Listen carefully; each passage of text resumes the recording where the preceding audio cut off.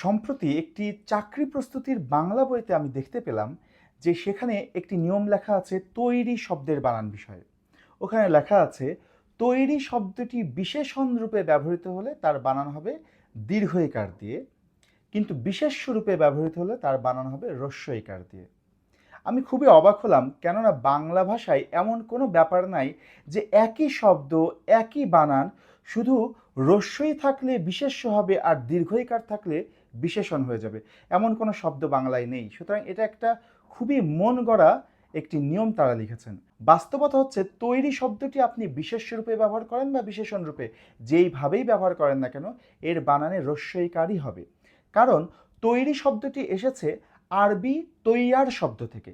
আরবি তৈয়ার শব্দটি ফার্সিতে এসে হয়েছে তৈয়ারি, সেখান থেকে বাংলা এসে হয়েছে তৈরি। সুতরাং এটা যেহেতু বিদেশি শব্দ, সুতরাং এখানে কোনোভাবেই দীর্ঘই হওয়ার কোনো সুযোগ নেই। সুতরাং তৈরি শব্দটির বানান কিন্তু সবসময় হ্রস্ব ইকার দিয়ে হবে।